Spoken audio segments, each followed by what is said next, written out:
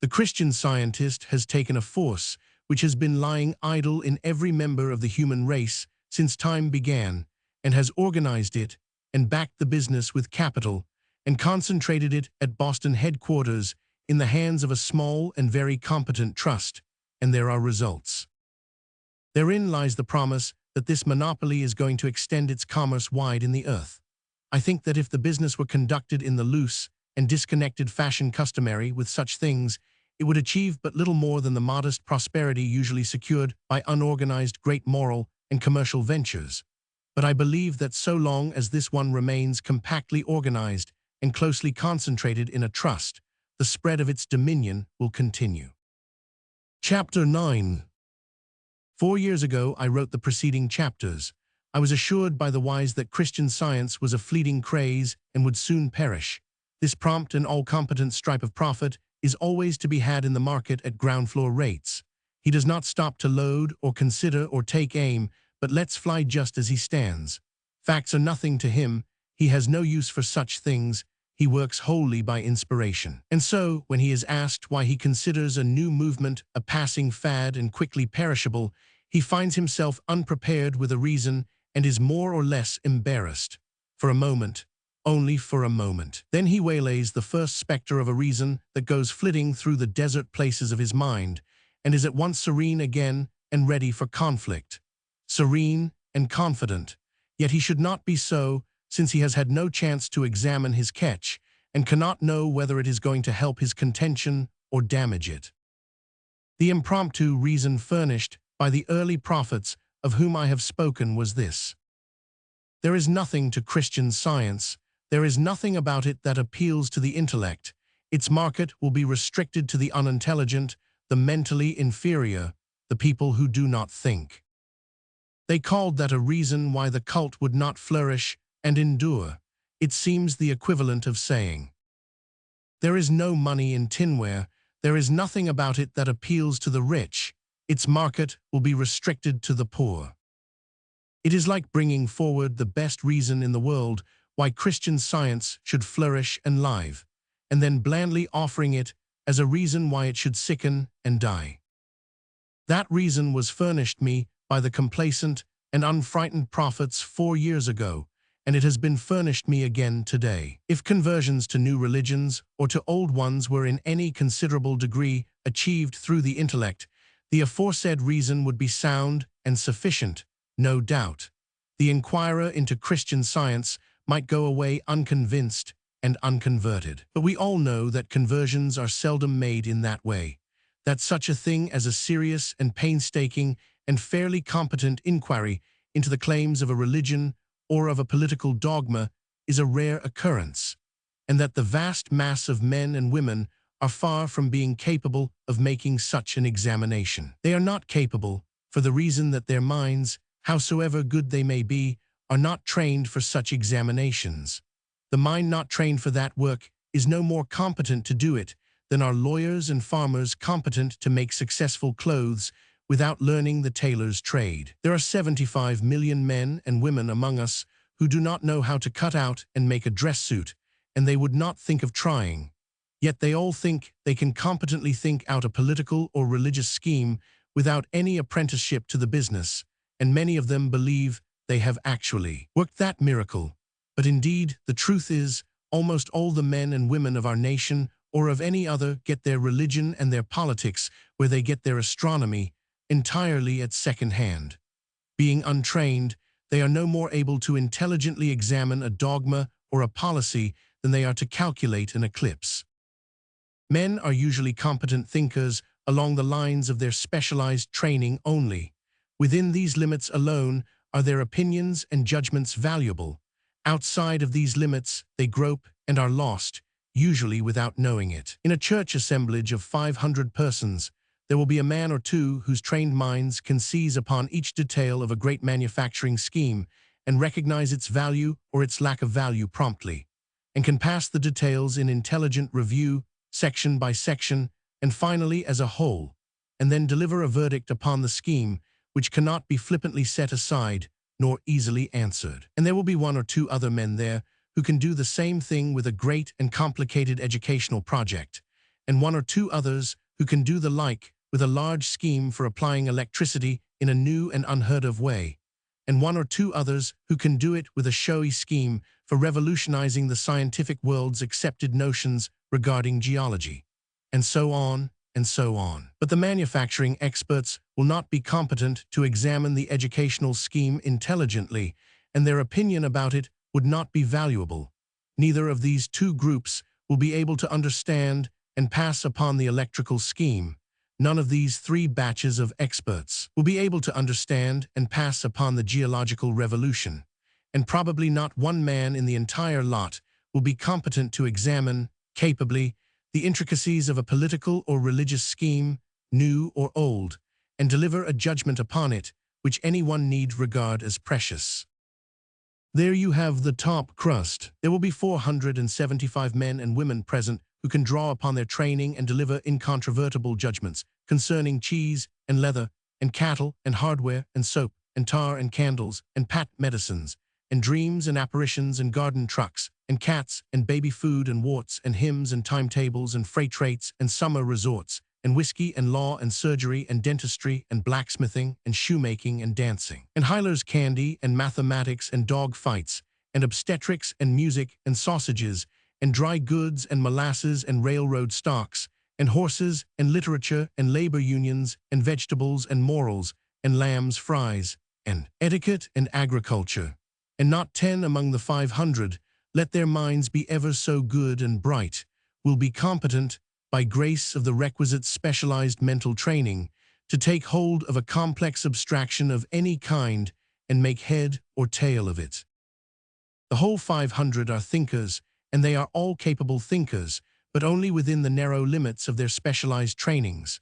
490 of them cannot competently examine either a religious plan or a political one. A scattering few of them do examine both, that is, they think they do, with results as precious as when I examine the nebular theory and explain it to myself. If the 490 got their religion through their minds, and by weighed and measured detail, Christian Science would not be a scary apparition. But they don't. They get a little of it through their minds, more of it through their feelings, and the overwhelming bulk of it through their environment. Environment is the chief thing to be considered when one is proposing to predict the future of Christian Science. It is not the ability to reason that makes the Presbyterian, or the Baptist, or the Methodist, or the Catholic, or the Mohammedan, or the Buddhist, or the Mormon. It is environment.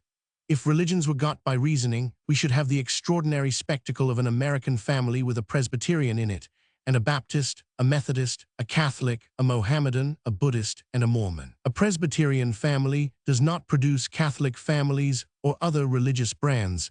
It produces its own kind, and not by intellectual processes, but by association. And so also with Mohammedanism, the cult which in our day is spreading with the sweep of a world conflagration through the Orient, that native home of profound thought and of subtle intellectual fence, that fertile womb whence has sprung every great religion that exists, including our own, for with all our brains we cannot invent a religion and market it.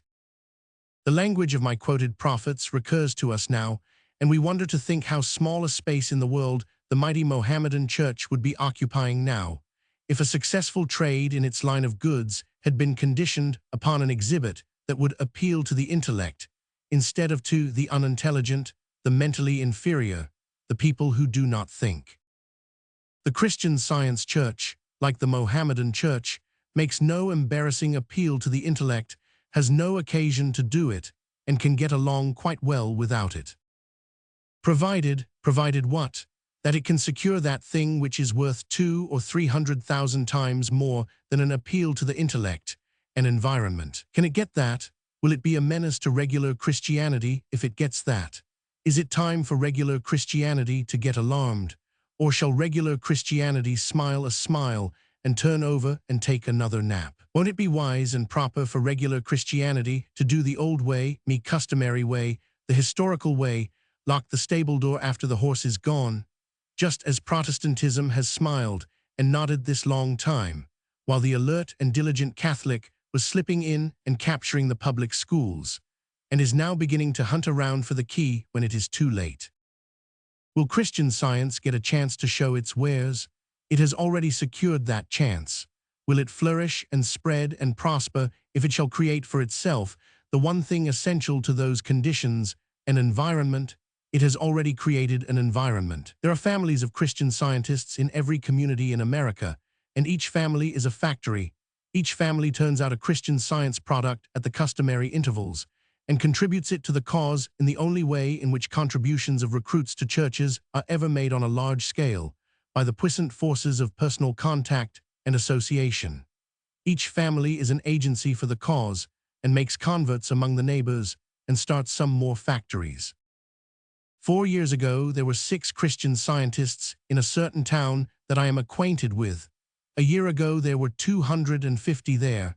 They have built a church, and its membership now numbers 400. This has all been quietly done without frenzied revivals, without uniforms, brass bands, street parades, corner oratory, or any of the other customary persuasions to a godly life. Christian Science, like Mohammedanism, is restricted to the unintelligent, the people who do not think. There lies the danger. It makes Christian Science formidable. It is restricted to 99/100ths of the human race and must be reckoned with by regular Christianity, and will be as soon as it is too late. Book Roman 2. There were remarkable things about the stranger called the man, mystery things so very extraordinary that they monopolized attention and made all of him seem extraordinary. But this was not so, the most of his qualities being of the common, everyday size and like anybody else's. It was curious. He was of the ordinary stature and had the ordinary aspects, yet in him were hidden such strange contradictions and disproportions. He was majestically fearless and heroic. He had the strength of 30 men and the daring of 30,000, handling armies, organizing states, administering governments. These were pastimes to him. He publicly and ostentatiously accepted the human race at its own valuation as demigods and privately and successfully dealt with it at quite another and juster valuation as children and slaves. His ambitions were stupendous, and his dreams had no commerce with the humble plain, but moved with the cloudrack among the snow summits. These features of him were indeed extraordinary, but the rest of him was ordinary and usual. He was so mean-minded in the matter of jealousy that it was thought he was descended from a god. He was vain in little ways and had a pride in trivialities. He doted on ballads about moonshine and bruised hearts. In education he was deficient, he was indifferent to literature and knew nothing of art. He was dumb upon all subjects but one, indifferent to all except that one, the nebular theory. Upon that one his flow of words was full and free. He was a geyser. The official astronomers disputed his facts and deeded his views, and said that he had invented both, they not being findable in any of the books. But many of the laity, who wanted their nebulosities fresh, admired his doctrine and adopted it, and it attained to great prosperity in spite of the hostility of the experts. The Legend of the Man Mystery, ch. Chapter 1. January 1903. When we do not know a public man personally, we guess him out by the facts of his career. When it is Washington, we all arrive at about one and the same result. We agree that his words and his acts clearly interpret his character to us, and that they never leave us in doubt as to the motives whence the words and acts proceeded. It is the same with Joan of Arc. It is the same with 2 or 3 or 5 or 6 others among the immortals. But in the matter of motives and of a few details of character, we agree to disagree upon Napoleon, Cromwell, and all the rest. And to this list we must add Mrs. Eddy.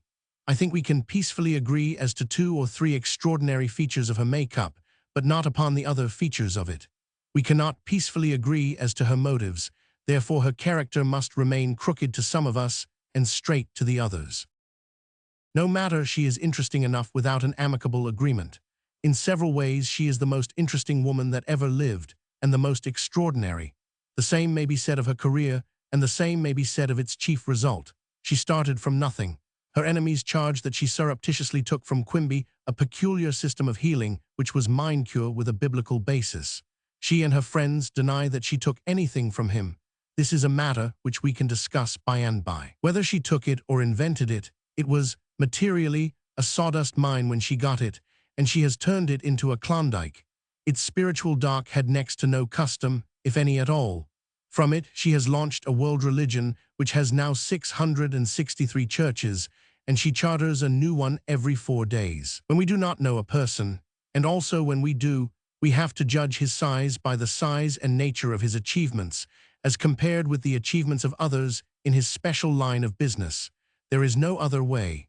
Measured by this standard, it is 1,300 years since the world has produced anyone who could reach up to Mrs. Eddy's waist belt.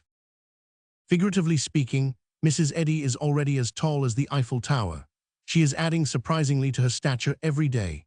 It is quite within the probabilities that a century hence she will be the most imposing figure that has cast its shadow across the globe since the inauguration of our era. I grant that after saying these strong things, it is necessary that I offer some details calculated to satisfactorily demonstrate the proportions which I have claimed for her. I will do that presently, but before exhibiting the matured Sequoia gigantea, I believe it will be best to exhibit the sprout from which it sprang. It may save the reader from making miscalculations. The person who imagines that a big tree sprout is bigger than other kinds of sprouts is quite mistaken. It is the ordinary thing. It makes no show. It compels no notice. It hasn't a detectable quality in it that entitles it to attention or suggests the future giant its sap is suckling. That is the kind of sprout Mrs. Eddy was. From her childhood days up to where she was running a half-century, a close race, and gaining on it, she was most humanly commonplace. She is the witness I am drawing this from. She has revealed it in her autobiography, not intentionally, of course. I am not claiming that. An autobiography is the most treacherous thing there is. It lets out every secret its author is trying to keep. It lets the truth shine unobstructed through every harmless little deception he tries to play. It pitilessly exposes him as a tin hero worshipping himself as big metal every time he tries to do the modest unconsciousness act before the reader. This is not guessing. I am speaking from autobiographical personal experience.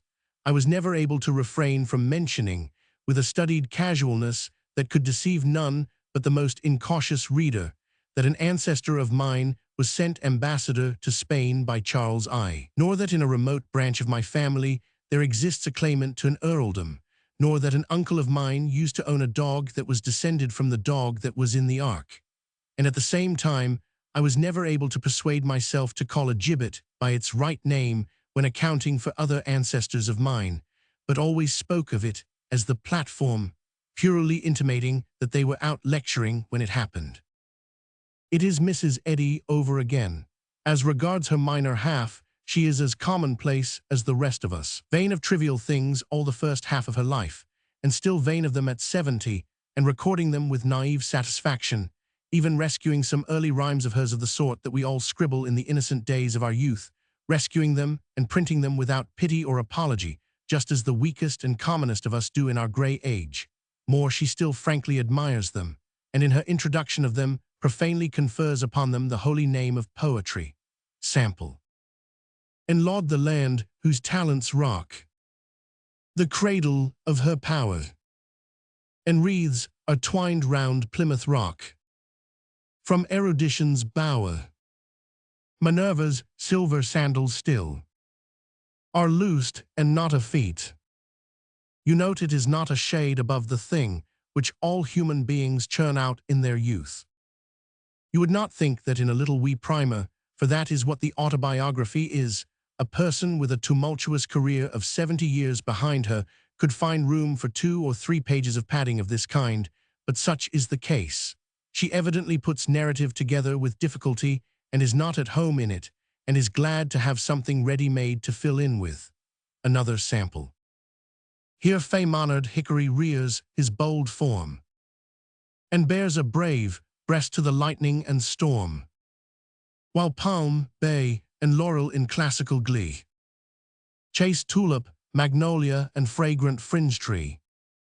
Chapter 508.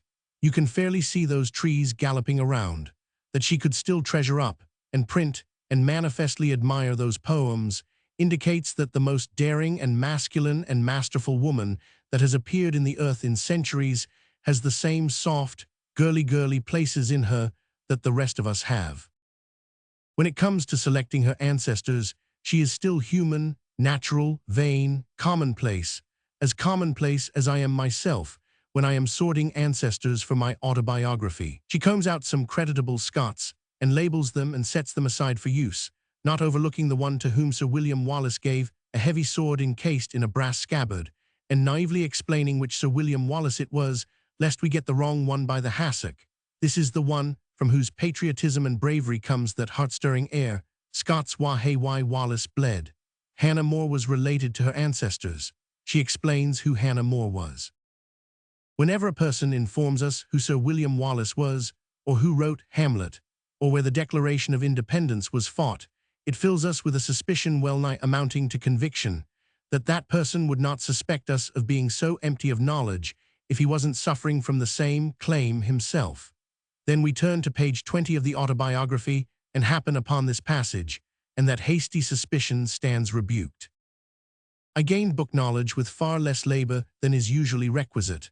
At 10 years of age, I was as familiar with Lindley Murray's grammar as with the Westminster Catechism, and the latter I had to repeat every Sunday. My favorite studies were natural philosophy, logic, and moral science. From my brother Albert, I received lessons in the ancient tongues, Hebrew, Greek, and Latin. You catch your breath in astonishment and feel again and still again the pang of that rebuke. But then your eye falls upon the next sentence but one, and the pain passes away, and you set up the suspicion again with evil satisfaction. After my discovery of Christian Science, most of the knowledge I had gleaned from school books vanished like a dream. That disappearance accounts for much in her miscellaneous writings. As I was saying, she handles her ancestral shadows, as she calls them, just as I do mine. It is remarkable. When she runs across a relative of my grandfather Baker, General Henry Knox of Revolutionary fame, she sets him down.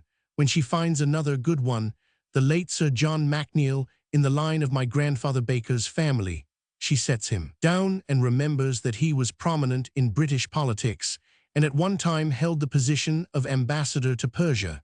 When she discovers that her grandparents were likewise connected with Captain John Lovewell, whose gallant leadership and death in the Indian troubles of 1722-25 caused that prolonged contest to be known historically as Lovewell's War. She sets the captain down when it turns out that a cousin of her grandmother was John McNeill, the New Hampshire general who fought at Lundy's Lane and won distinction in 1814 at the Battle of Chippewa. She catalogues the general and tells where Chippewa was, and then she skips all her platform people, never mentions one of them. It shows that she is just as human as any of us.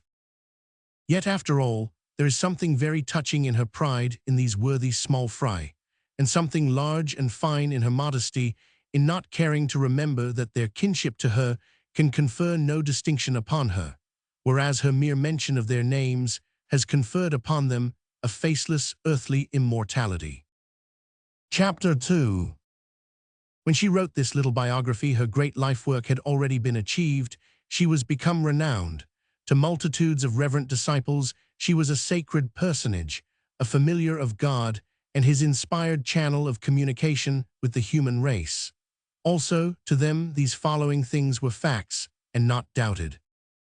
She had written a Bible in middle age, and had published it.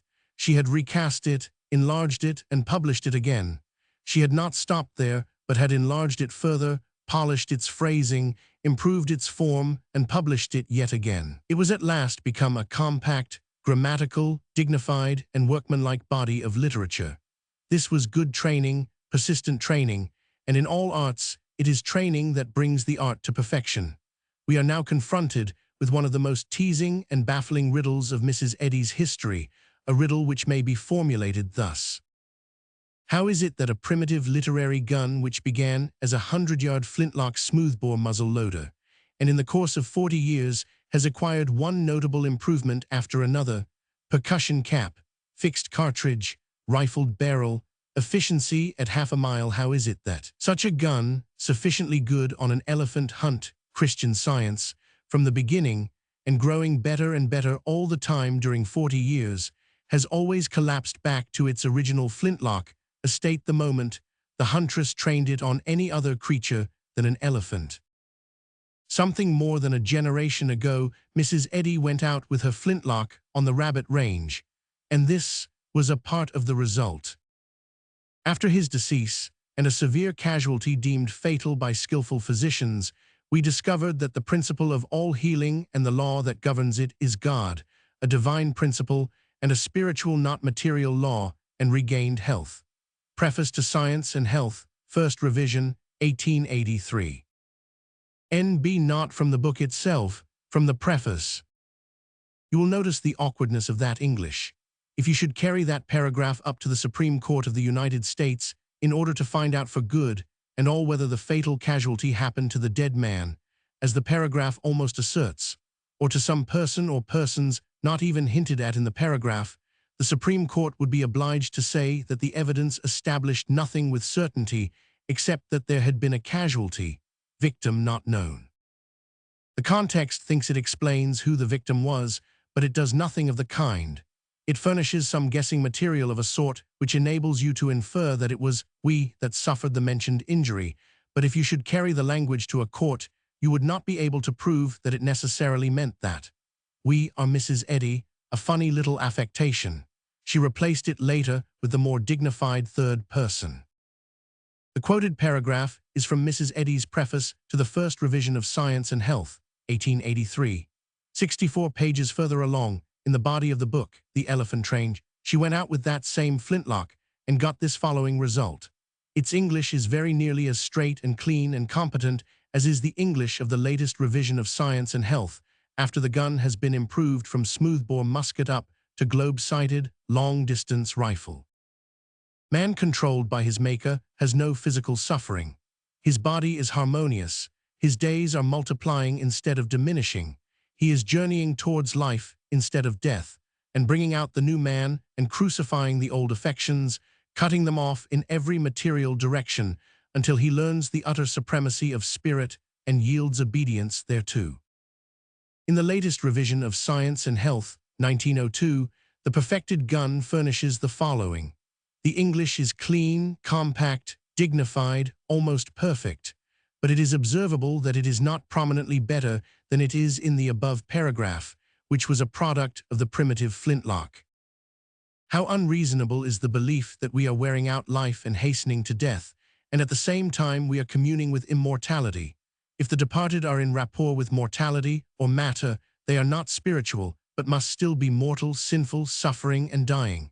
Then wherefore look to them, even were communication possible, for proofs of immortality and accept them as oracles. Edition of 1902, page 78. With the above paragraphs, compare these that follow. It is Mrs. Eddy writing after a good long 20 years of pen practice. Compare also with the alleged poems already quoted. The prominent characteristic of the poems is affectation, artificiality. Their makeup is a complacent and pretentious outpour of false figures and fine writing in the sophomoric style. The same qualities and the same style will be found, unchanged, unbettered in these following paragraphs, after a lapse of more than 50 years, and after, as aforesaid, long literary training. The italics are mine. This is not English, I mean grown-up English, but it is 15-year-old English, and has not grown a month since the same mind produced the poems. The standard of the poems and of the plague spot and bacilli effort is exactly the same. It is most strange that the same intellect that worded the simple and self-contained and clean-cut paragraph beginning with "How unreasonable is the belief," should in the very same lustrum discharge upon the world such a verbal chaos as the utterance concerning that plague spot or bacilli which were gnawing at the insides of the metropolis, and bringing its heart on bended knee, thus exposing to the eye the rest of the skeleton breathing slowly through a barren breast. The immense contrast between the legitimate English of Science and Health and the bastard English of Mrs. Eddy's miscellaneous work, and between the maturity of the one diction and the juvenility of the other, suggests, compels, the question, are there two guns? It would seem so. Is there a poor, foolish, old, scattering flintlock for rabbit, and a long-range, center-driving, up-to-date Mauser magazine for elephant? It looks like it, for it is observable that in Science and Health, the elephant ground, the practice was good at the start and has remained so, and that the practice in the miscellaneous, outside, small game field was very bad at the start, and was never less bad at any later time. I wish to say that of Mrs. Eddy I am not requiring perfect English, but only good English. No one can write perfect English and keep it up through a stretch of 10 chapters. It has never been done. It was approached in The Well of English Undefiled. It has been approached in Mrs. Eddy's annex to that book. It has been approached in several English grammars. I have even approached it myself, but none of us has made port. Now the English of science and health is good. In passages to be found in Mrs. Eddy's autobiography, on pages 53, 57, 101, and on page 6 of her squalid preface to Science and Health, first revision, she seems to me to claim the whole and sole authorship of the book. That she wrote the autobiography, and that preface, and the poems, and the plague spot bacilli, we are not permitted to doubt. Indeed, we know she wrote them. But the very certainty that she wrote these things compels a doubt that she wrote Science and Health. She is guilty of little awkwardnesses of expression in the autobiography, which a practiced pen would hardly allow to go uncorrected in even a hasty private letter, and could not dream of passing by uncorrected in passages intended for print. But she passes them placidly by, as placidly as if she did not suspect that they were offenses against third-class English. I think that that placidity was born of that very unawareness, so to speak. I will cite a few instances from the autobiography. The italics are mine. I remember reading in my childhood certain manuscripts containing scriptural sonnets, besides other verses and enigmas, etc., page 7. Many pale cripples went into the church, leaning on crutches, who came out carrying them on their shoulders.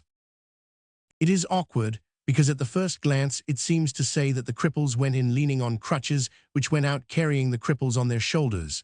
It would have cost her no trouble to put her, who, after her cripples. I blame her a little. I think her proofreader should have been shot. We may let her capital 100 pass, but it is another awkwardness, for she is talking about a building, not about a religious society. Marriage and Parenthood, chapter heading, page 30. You imagine that she is going to begin a talk about her marriage and finish with some account of her father and mother. And so you will be deceived. Marriage was right, but parentage was not the best word for the rest of the record. It refers to the birth of her own child. After a certain period of time, my babe was born. Marriage and motherhood, marriage and maternity, marriage and product, marriage and dividend, either of these would have fitted the facts and made the matter clear. Without my knowledge, he was appointed a guardian, page 32. She is speaking of her child. She means that a guardian for her child was appointed, but that isn't what she says. If spiritual conclusions are separated from their premises, the nexus is lost, and the argument with its rightful conclusions becomes correspondingly obscure. Page 34. We shall never know why she put the word correspondingly in there. Any fine, large word would have answered just as well. Psycho-superintelligibly, electro-incandescently, oligarchiologically, synchro-stereoptically, any of these would have answered. Any of these would have filled the void. His spiritual noumenon and phenomenon silenced portraiture, page 34. Yet she says she forgot everything she knew when she discovered Christian Science. I realize that noumenon is a daisy, and I will not deny that I shall use it whenever I am in a company which I think I can embarrass with it, but at the same time, I think it is out of place among friends in an autobiography. There, I think a person ought not to have anything up his sleeve. It undermines confidence, but my dissatisfaction with the quoted passage is not on account of noumenon, it is on account of the misuse of the word silenced. You cannot silence portraiture with a noumenon. If portraiture should make a noise, a way could be found to silence it, but even then it could not be done with a noumenon, not even with a brick, some authorities think. It may be that the mortal life battle still wages, etc. page 35. That is clumsy. Battles do not wage, battles are waged. Mrs. Eddy has one very curious and interesting peculiarity. Whenever she notices that she is chortling along without saying anything, she pulls up with a sudden, "God is over us all," or some other sounding irrelevancy, and for the moment it seems to light up the whole district. Then, before you can recover from the shock, she goes flitting pleasantly and meaninglessly along again, and you hurry hopefully after her, thinking you are going to get something this time. But as soon as she has led you far enough away from her turkey lot, she takes to a tree. Whenever she discovers that she is getting pretty disconnected, she couples up with an ostentatious, but which has nothing to do with anything that went before or is to come after. Then she hitches some empties to the train unrelated verses from the Bible, usually, and steams out of sight, and leaves you wondering how she did that clever thing. For striking instances, see bottom paragraph on page 34 and the paragraph on page 35 of her autobiography. She has a purpose, a deep and dark and artful purpose, in what she is saying in the first paragraph, and you guess what it is, but that is due to your own talent, not hers. She has made it as obscure as language could do it. The other paragraph has no meaning and no discoverable intention. It is merely one of her God overalls. I cannot spare room for it in this place. I beheld with ineffable our great master's marvelous skill in demanding neither obedience to hygienic laws nor, etc., page 41.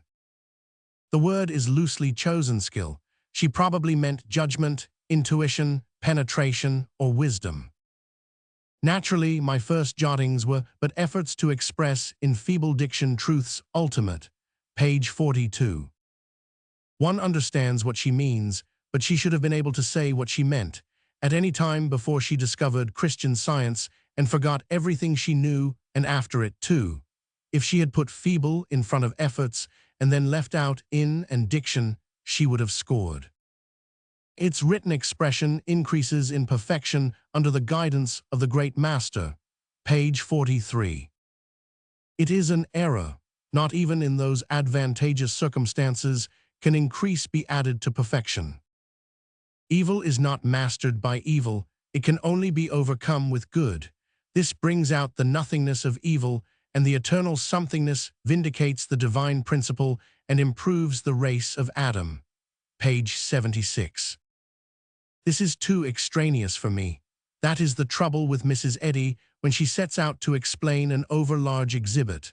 The minute you think the light is bursting upon you, the candle goes out, and your mind begins to wander. No one else can drain the cup which I have drunk to the dregs, as the discoverer and teacher of Christian Science, page 47. That is saying we cannot empty an empty cup. We knew it before, and we know she meant to tell us that that particular cup is going to remain empty. That is, we think that that was the idea, but we cannot be sure. She has a perfectly astonishing talent for putting words together in such a way as to make successful inquiry into their intention impossible.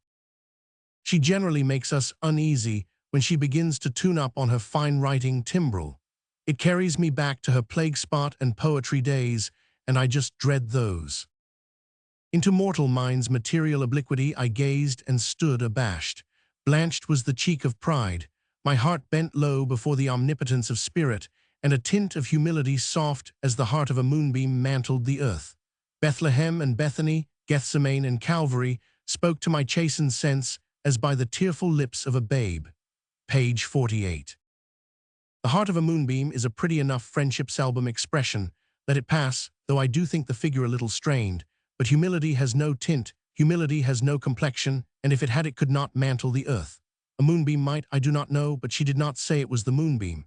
But let it go, I cannot decide it, she mixes me up so. A babe hasn't tearful lips, it's its eyes. You find none of Mrs. Eddy's kind of English in Science and Health, not a line of it. Chapter 3. Setting aside title page, index, etc., the little autobiography begins on page 7 and ends on page 130. My quotations are from the first 40 pages. They seem to me to prove the presence of the prentice hand. The style of the 40 pages is loose and feeble and prentice-like.